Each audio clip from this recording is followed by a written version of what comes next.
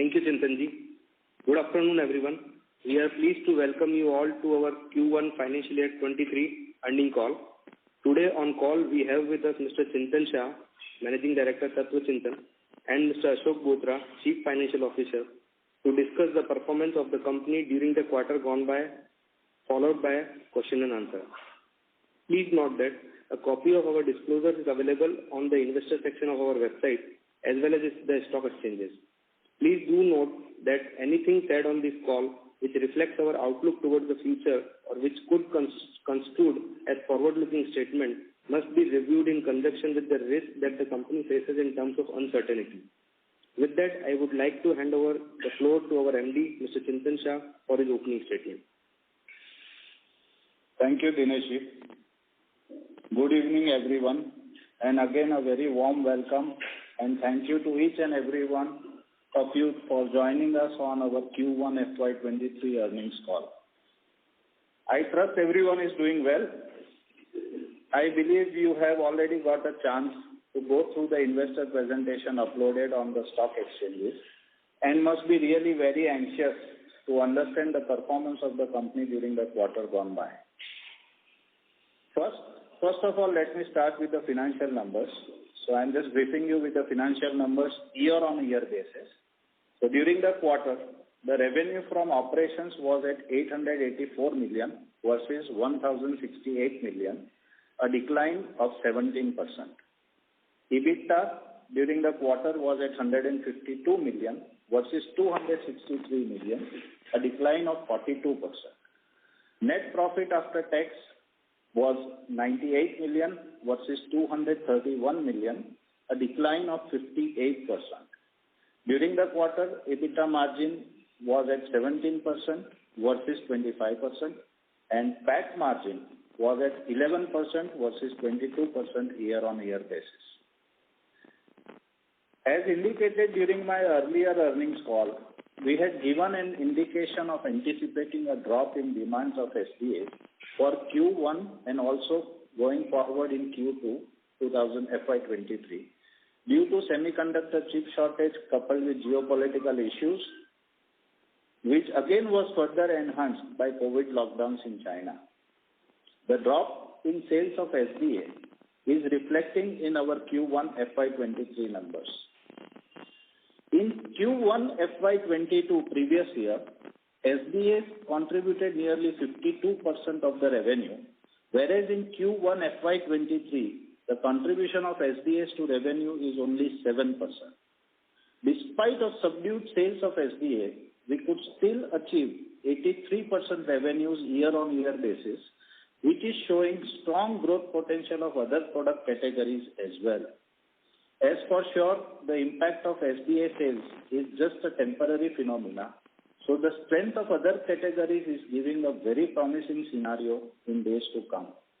Despite of lower numbers, there are many positives and encouraging takeaways, which I am just explaining to you right now. Though these numbers look subdued, but realistically, our performance has been very encouraging considering the drop in sales of SDAs, which was well anticipated in advance.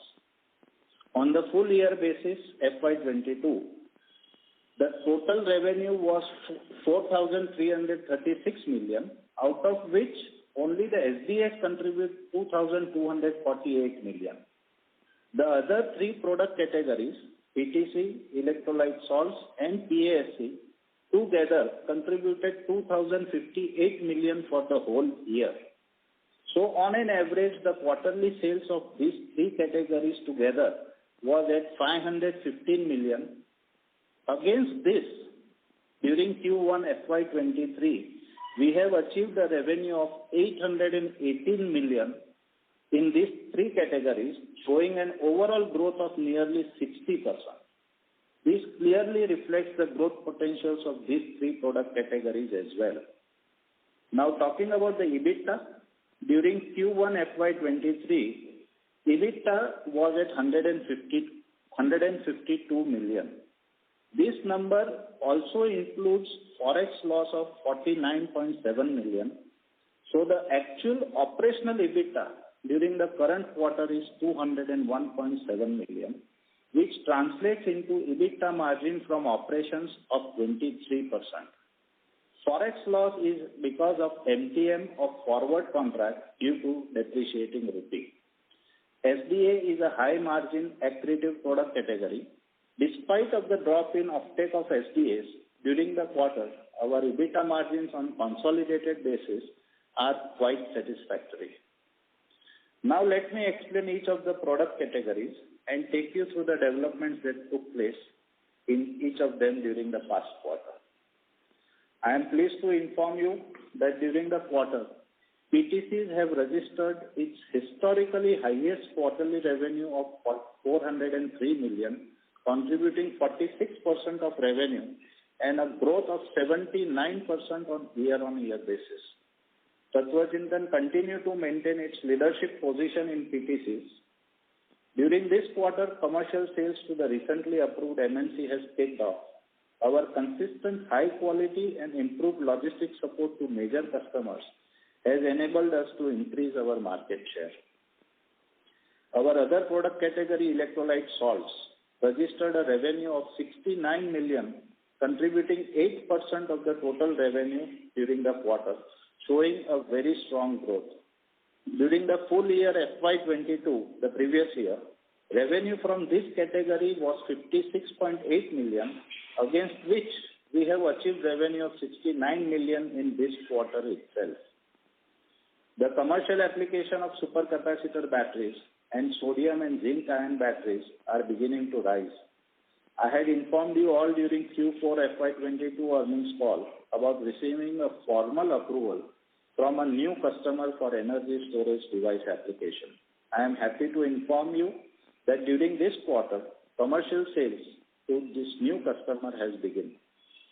We are working with 2 more customers for approval of our electrolyte salts in the same area. With the increase in focus on renewable energy, the demand of energy storage systems is on the rise. We foresee a steady increase in demand of our electrolyte salts over the coming years. Our other product category is the pharma and agro intermediates and specialty chemicals, PASC, which registered a revenue of 345 million, contributing 39% of total revenues and a growth of 28% year-on-year basis. I had informed you all during our previous earnings call about one of the products getting into full-scale commercialization. I am happy to inform you that the commercialization of this product has begun, and we shall see incremental volumes over the next few years. In monocline, the pilot stage equipment using continuous flow chemistry will be installed in Q2FY23 and trials will begin soon. As earlier discussed for another product, the pilot equipment has been set up and the trials are already underway. Commercial supplies of this product is expected to take about 15 to 18 months to materialize. The new product in application area of metal extraction has been formally approved by the customer and commercial supplies to begin from Q4 FY23. We are progressing steadily with the development of products using continuous flow application. Our team is making significant progress on development of ultra-high purity products. Seeing the traction in demand, we expect a strong growth from this product category over the coming years. Our focus is strongly in developing various products using specialized technologies. Now talking about the most awaited SDA segment. So this, as anticipated, SDA has registered revenue of 59.63 million, contributing 7% of revenue during Q1 FY23, a decline of 89% year-on-year basis. It seems now the dust has started to settle. Now we are seeing a renewed interest for demand of SDAs. During Q2 FY23, we expect marginal improvement in demand. The customers have started putting in orders for Q3 FY23 and we expect full-scale demand revival beginning from Q4 FY23. As indicated previously, the approval process and commercialization are progressing as scheduled with multiple customers. Another new, very exciting application of SDA-based zeolite catalyst is getting into commercialization phase in area of recycling of waste of global environmental concern. This should be another large volume application area which will push the demand of SDAs to the next level. I am happy to inform you that Tatva Chintan has already successfully developed the SDA required for this application. We remain excited to the growth of SDAs in very near future. With the anticipated ease of supply of semiconductor chips by Q1FY23, SDA market is anticipated to grow in near term. We had announced during the previous earnings call about our foray into the fifth product category, which is flame retardants. I am happy to inform you that we have successfully completed the pilot trials. Also, the necessary infrastructure has been now installed at the plant scale, and full-scale plant trial is expected to begin in this very week. We are very happy to inform you that your company, Tatva Chintan, continues to remain a preferred supplier by its customers in India and overseas for manufacturing high-purity products. Our focus right from beginning has been to have minimalistic impurities, which we have successfully been able to achieve with kind of technology we have put in place. We are far grateful to our team and their hard work, which has helped us to create a niche for ourselves in the marketplace.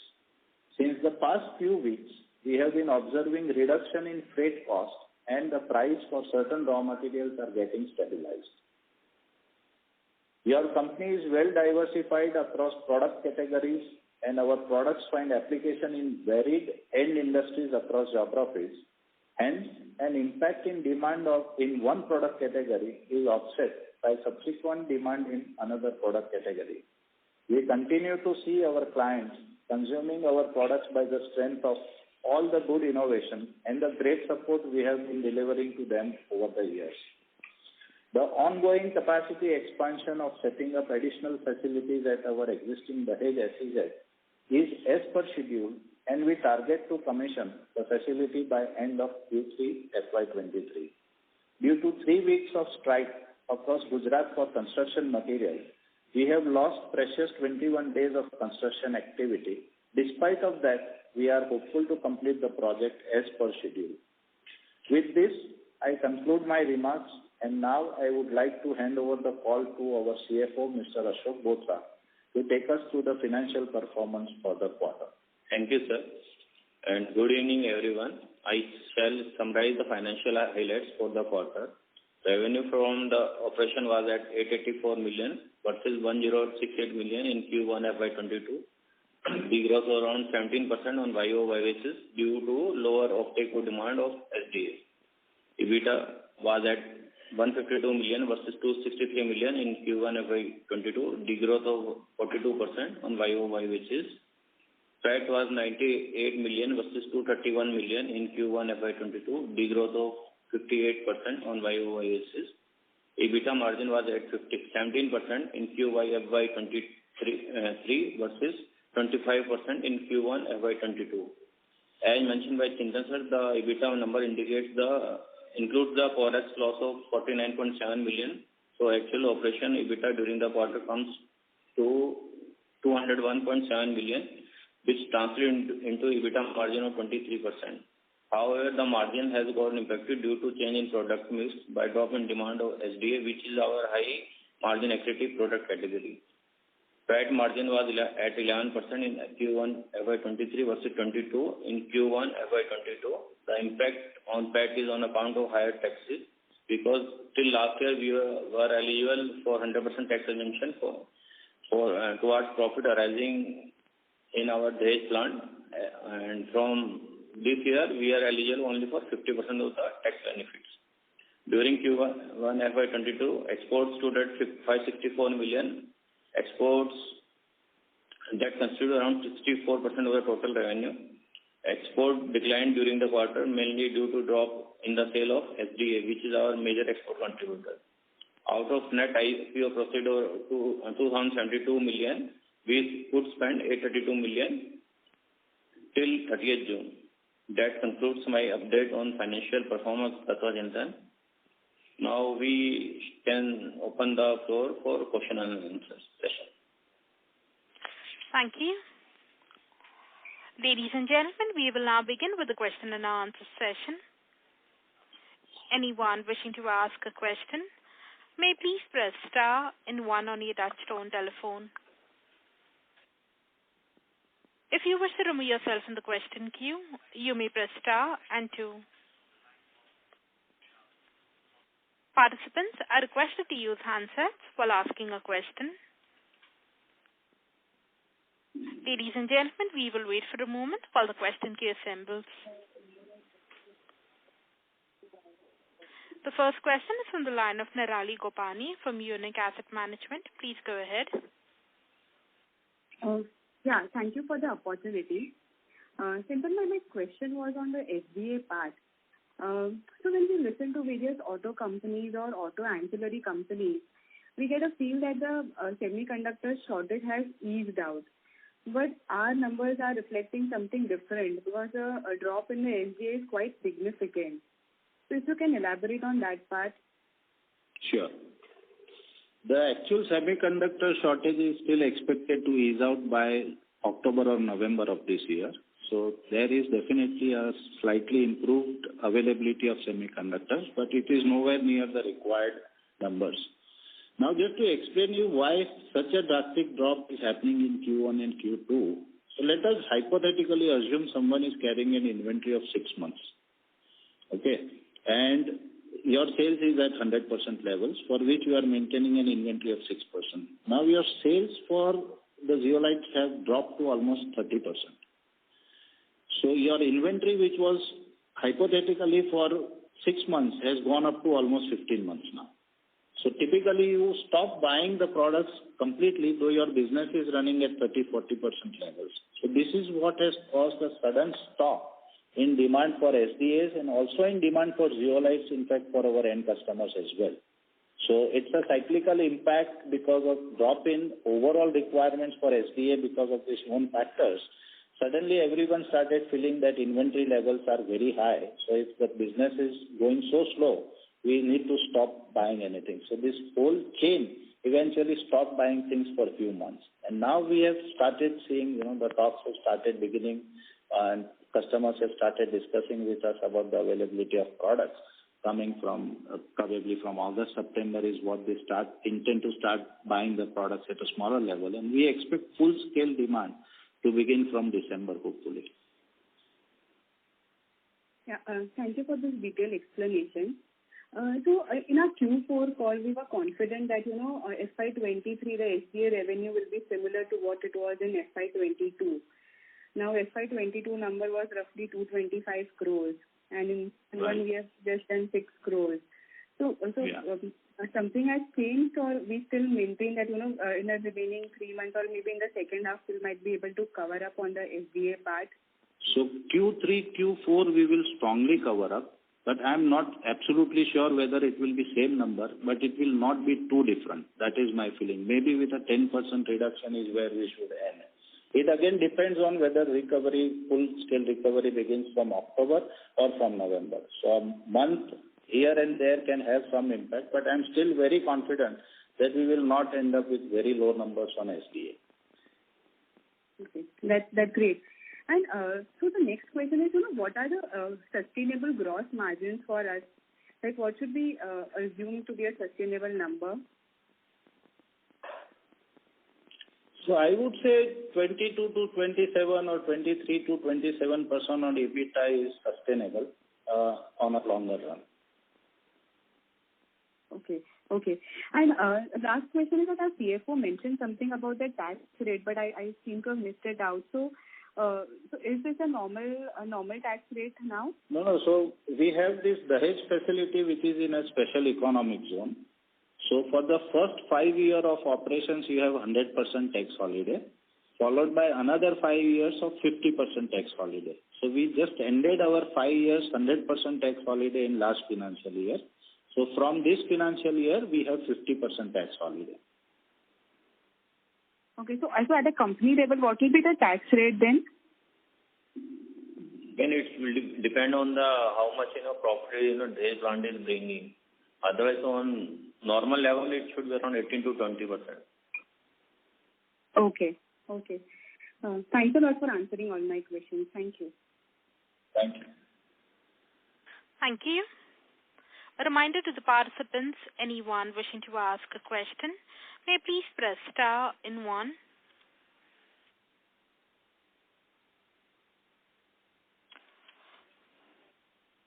The next question is from the line of Isha Agarwal from VT Capital. Please go ahead. Thanks for the opportunity, sir. Sorry to interrupt. Isha, we are not able to hear you clearly. Hello, can you hear me now? Much better. Please proceed. Yeah. Thank you so much for the opportunity. So my first question is, since we have a subsidiary in Europe, so how did we tackle on the high power cost or the fuel expense? And what are the plans to hedge these power costs going forward? Europe subsidiary is only distribution arm for us. So there is no production activity happening in our US or Europe subsidiary. We are only distributing the products manufactured by Tatva India to the end customers in Europe and US. So there is no impact of the power cost in Europe, which is impacting us in any way. Okay.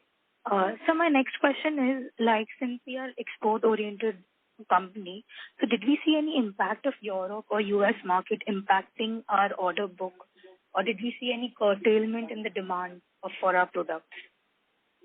No, in fact, we are seeing better demands coming in from US and also slightly better demands from Europe. So US business is on a strong mode, and Europe demand is also increasing, but not as strong as US. Okay. Thank you, sir. Thank you. The next question is on the line of Sudarshan Padmanabhan from JM Financial Services. Please go ahead.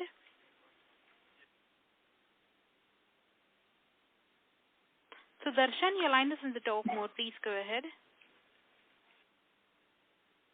As there's no response from the current participant, we'll move on to the next. That is on the line of Rohan Kamath, an investor. Please go ahead.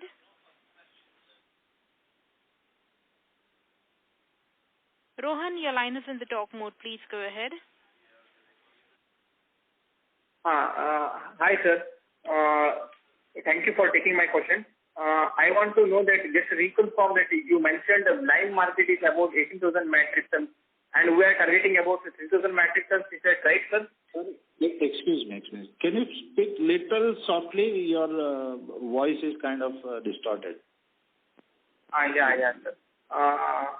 Sir, I want to just confirm that you mentioned live market is about 18,000 metric tons and we are targeting about 3,000 metric tons. Is that right, sir? Still, I am not able to understand the question.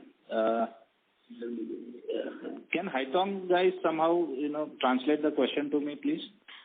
Sorry to interrupt. Mr. Kamath, may we request you to go slow with your question? I want to just reconfirm that you mentioned the last monogline market is about 18,000 metric tons and we are targeting about 8,000. Sorry to interrupt, Mr. Kamath. We are not able to hear you clearly. May we request that you... If I understand correctly, he is trying to ask monogline market is 18,000 tons and we are targeting 3,000 tons. Am I right, Mr. Kamath? Yeah, right, sir. Yeah, so what is the question about that?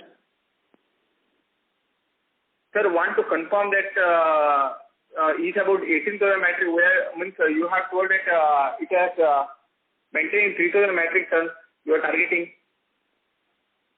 3,000 metric tons is what we are targeting, yes. Yeah.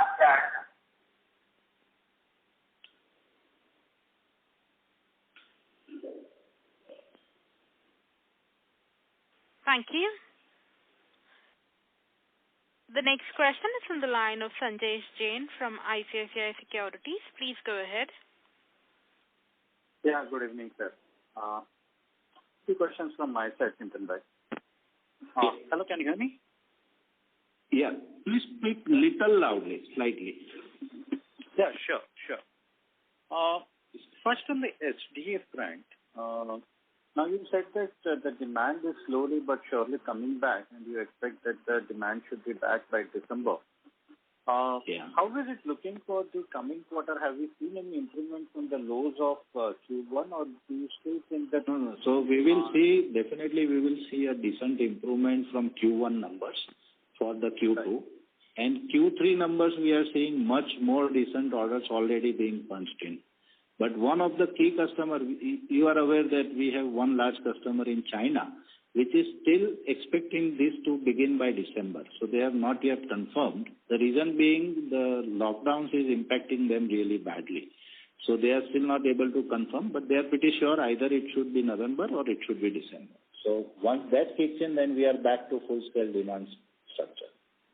Okay. So the worst Q3 can be a lot better, and Q4 will be fully functional as what we have been doing earlier. Okay. Fair enough. And another large customer we were trying to get into, any progress there? Yes, we have been approved formally now, and now we have to go for a full-scale plant trial happening in December of this year. So this has been confirmed now, formally confirmed. So that customer will be available for us in FY24 then? Yes. Got it. Second, on the PTC, this sharp jump in PTC is because we have more capacity to produce, and we are now able to service the customer better than say what we were last year when we were running SPA. Is that the situation, or there is a generally significantly higher demand in PTC? What is been driving the growth in PTC for us? So there are two reasons for that. One reason, what you have rightly said, is since we are not making SDAs, so we are able to sell more PTCs into the market with these given capacities. So that is one of the core reasons why sales on PTCs have really jumped. And the other reason is I talked about adding one MNC customer. So what we have done is some fantastic logistic arrangements for that customer stocking up inventories in Europe. And this has really helped to mitigate their concerns about getting late deliveries and stuff like that from their other suppliers. So we have been able to capture almost 80% of the business volumes on this particular customer, which has definitely pushed the demands in a big way in PTC. Oh, that's good news. And what's happening on the electronic chemical side? Now we said that we will be growing 2x, 3x, but it looks like this year it's going to be much stronger on the electronic chemical. Do you think electronic chemical over next 2-3 years, the way it is panning out, could become very big? What are the new customers? We said that we are in discussion with 2 more customers. This business, what has happened during this quarter is with the new customer being added up. And this is their only first project, kind of I would say a demonstration project kind of a thing for them as well, where they are consuming these volumes of electrolyte salts. So this is basically into an energy storage device system.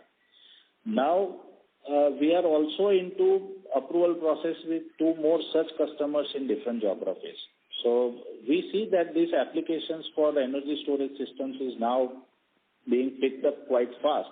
And we expect this segment, definitely, I would not say in this very year or in next year, but we see a very robust future for this particular segment. So things are moving faster than what we were anticipating.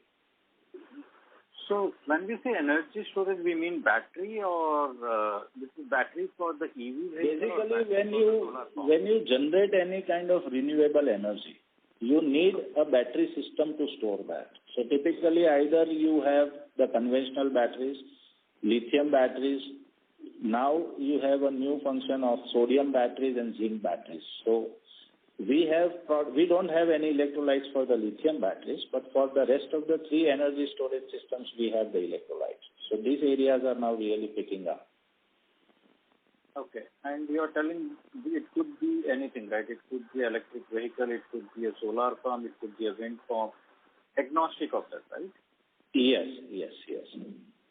In electric vehicle, it doesn't go directly as a battery. It goes as the supercapacitors are used in EV vehicles in a hybrid system. So most of the EV vehicle runs on lithium battery, but when there is a need for excessive power, this is what is given by supercapacitor batteries. So this is a kind of a new model, a hybrid battery model, which includes lithium battery as well as a supercapacitor battery. Got it. On the continuous flow, you mentioned that you are starting the pilot plant in Q4FY23, right? Did I hear it right? Yes. And this is for an intermediate product? Not only the pilot plant, Sanjay, not only the pilot plant, but the actual full-scale plant will also become operational by the end of Q3 at the Dahej. Okay. And this is for an intermediate product or a monogline? No. Monogline still we are only beginning. The pilot trials will happen in Q2. So we are just awaiting for the pilot equipment for running monogline on continuous flow basis. So the piloting will happen in Q2, and then let us take about 8 to 9 months for commercialization post the pilot trials. No. So what is this starting in Q4 then? An intermediate, a different product, not a monogline, right? Sorry. Please repeat. So the Q4 plant which we spoke in the opening remarks, what is that product then? No, so that's a different product. So this I have been talking about the product where we have used the zeolite-based catalyst to offer an ultra-pure product. So this is the product which we are piloting right now.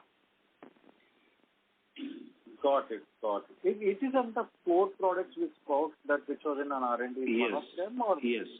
One of them, yes. Okay, got it. So that we are through with the development, and actually the piloting is currently underway in the plant. Got it. And flame retardant, we said we will start in July. That began, right? Yes. No, this week itself. So probably on Thursday we will start our first plant scale trial batch, full scale trial. Acha, full scale. That we showed like 50-60 million metric ton per month, right? Sorry? What will be the quantity there? It will be 50-60 million ton per month, right? Yeah. Okay. And full-scale commercial plant? And this we will scale it up once we have the new capacities available. Got it.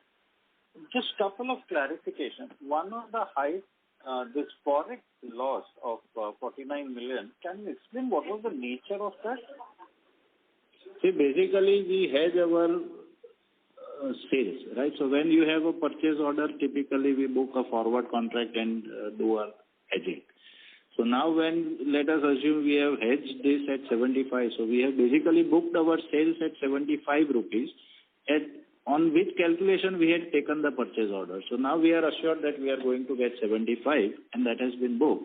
And the dollar has moved from 75 to 80. So this is a kind of a book entry loss that is happening as an MTM loss that is showing. So had we not taken the hedge, then we could have earned this 5 crore rupees more. So if we had left this unhedged, then this gain would have been happened. So this is what it is indicating. So what you are telling that we have booked 5 crores of additional sale because we are finally selling at $80. But we have hedged it, so there is a loss of 5 crores or there is an increase of cost in 5 crores. So the net our Ebitda is, then the Ebitda should be exactly same, right? This Ebitda what is reflecting? No, this is showing that if I had not taken the hedge, then my profit would have been higher by 5 crores. But hedging is a normal. Showing that because I hedged this, I am losing 5 crores of opportunity. That is what it indicates. But we generally do hedging. Actual operational Ebitda is 23%. But because I am losing this opportunity, that is why it is coming down to 17%.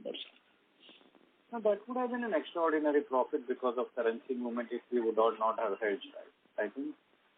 In last whole financial year, this forex was a gain of 3 crores in the whole of financial year, roughly about 3 crores.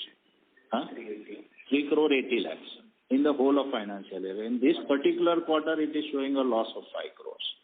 But that has actually nothing to do with our operational EBITDA. No.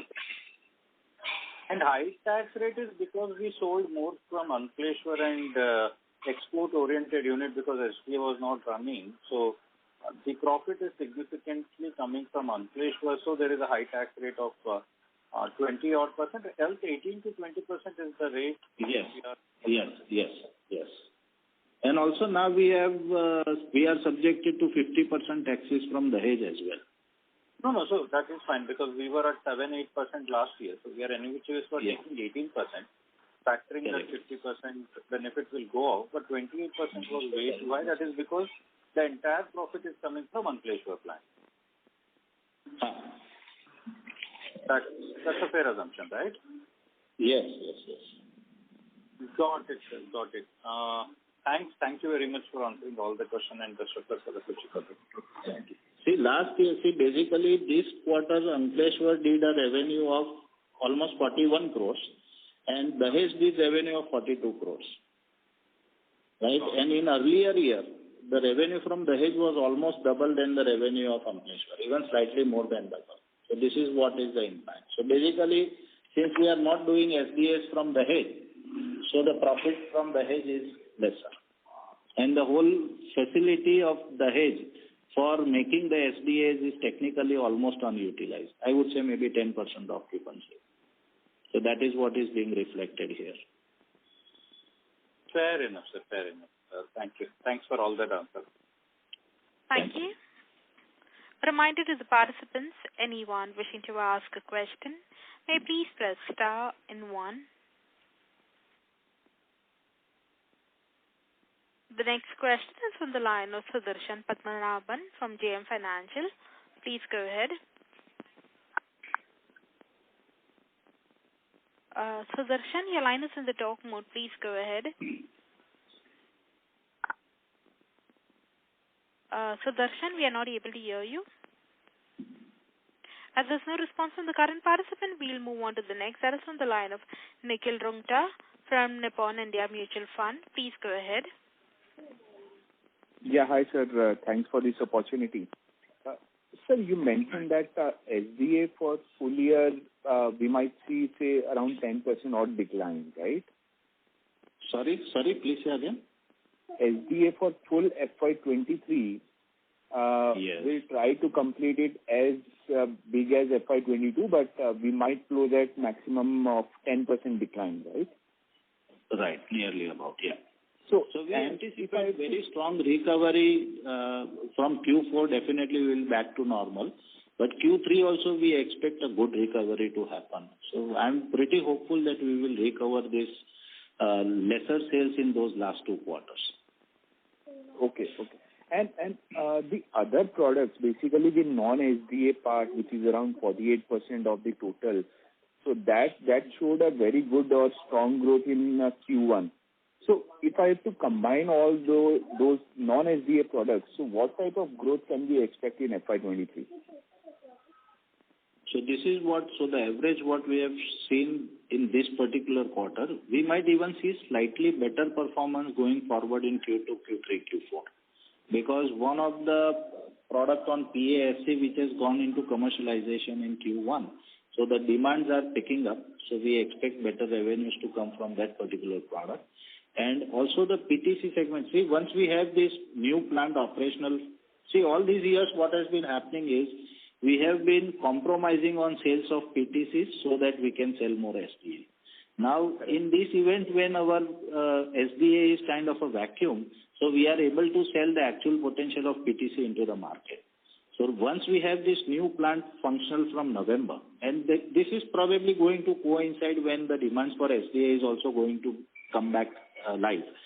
So by the time we have SDAs, we will also have an additional facility to produce that. So we will not have to compromise on sales of PTCs, which we have been doing traditionally.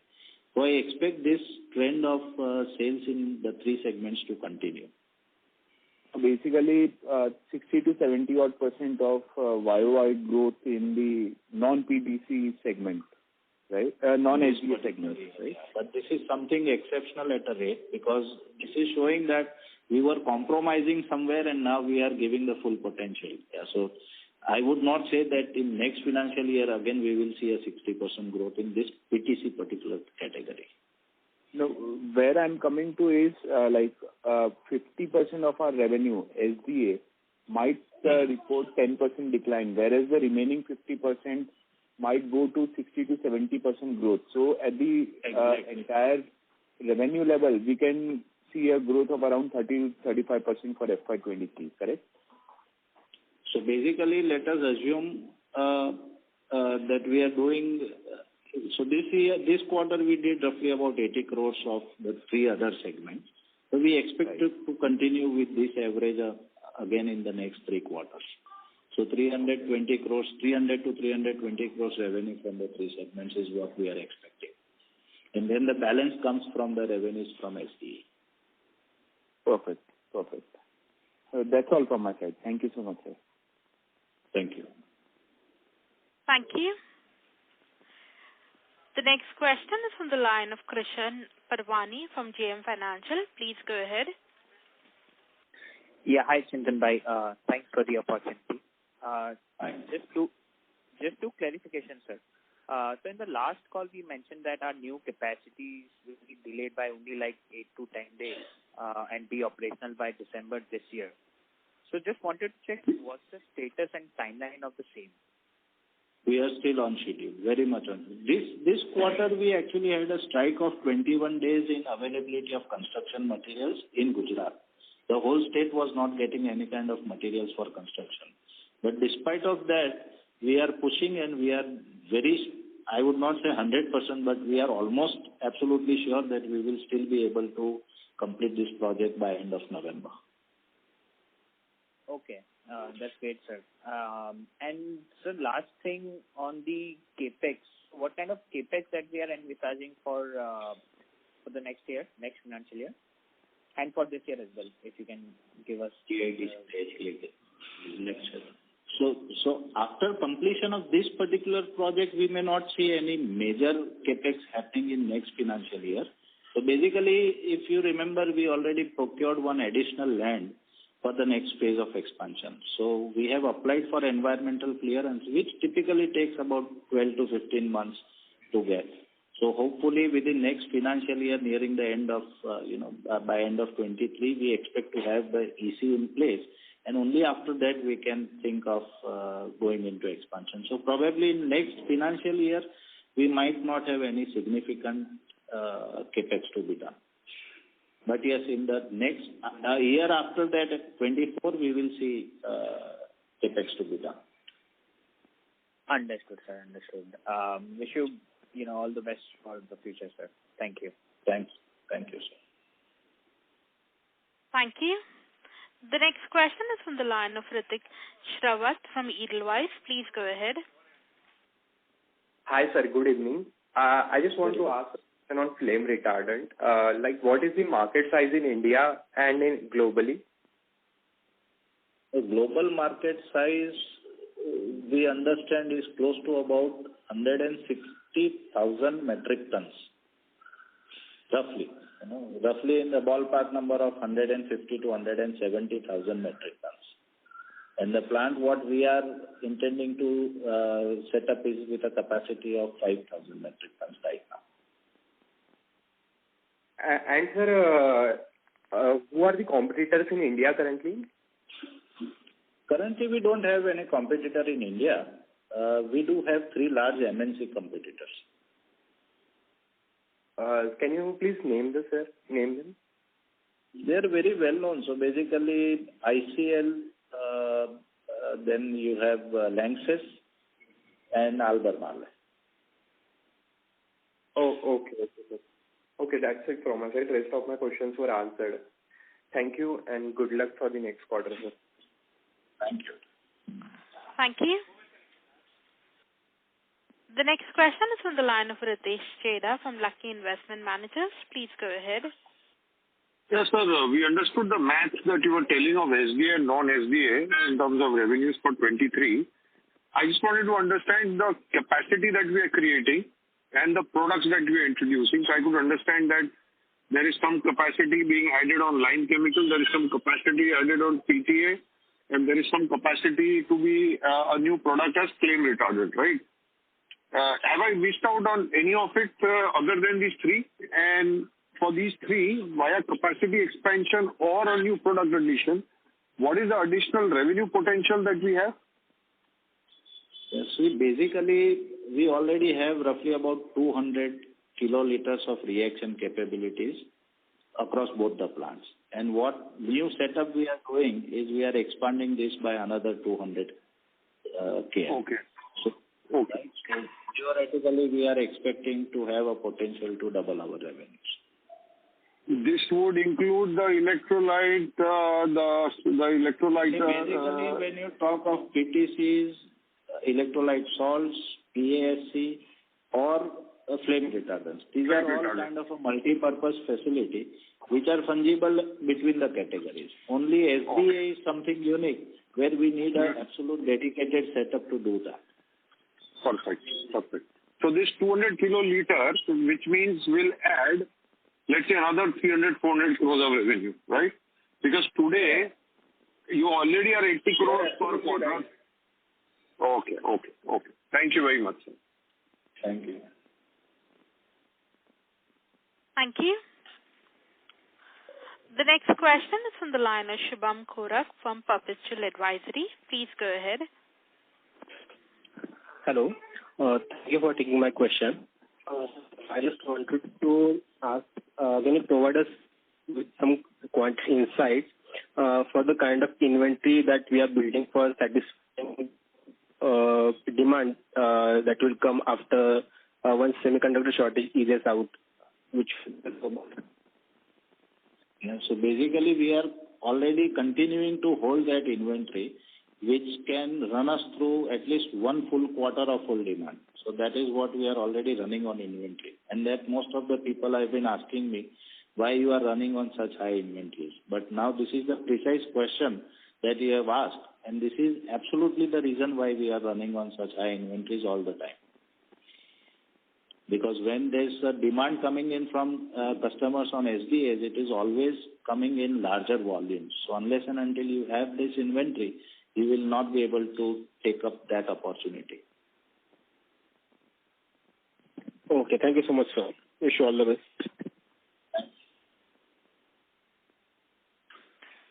Thank you. The next question is from the line of Yash Shah from Investec India. Please go ahead. Hi, sir. Sir, I had a couple of questions. The first one was basically a clarification question regarding flame retardant. So will this be also a fungible capacity itself, sir, of the 200 kiloliters which we are adding? Yes, technically speaking, yes. Okay, so we won't require additional capex for the same.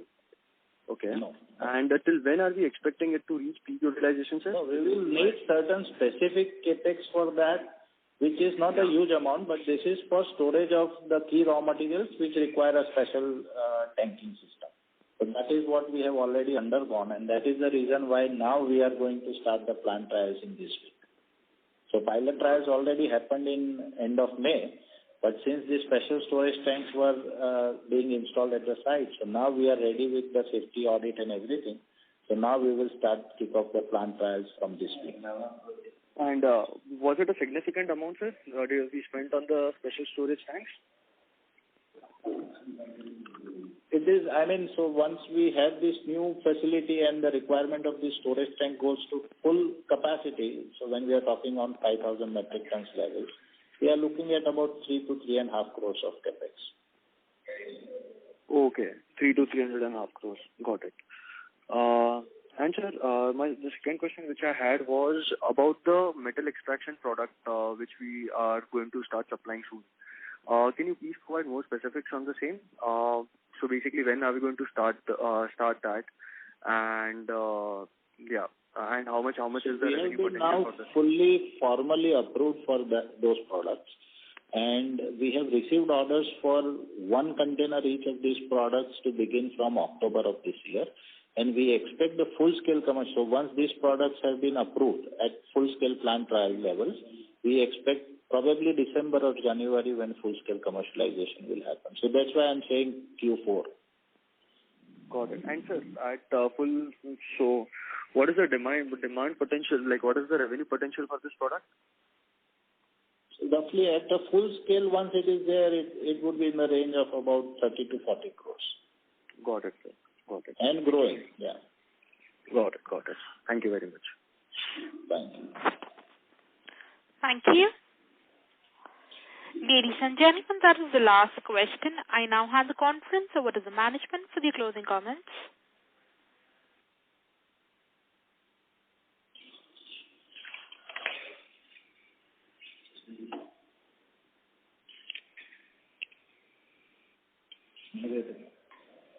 Once again, thank you everyone for joining us and your continued support and trust on us. We hope that we have been able to address most of your queries. You may reach out to Mr. Ashok Bothra, our CFO, or our Investor Relation Advisor, EY, for any further queries that you may have, and they will connect with you offline. Thank you and have a great evening. Thank you. Ladies and gentlemen,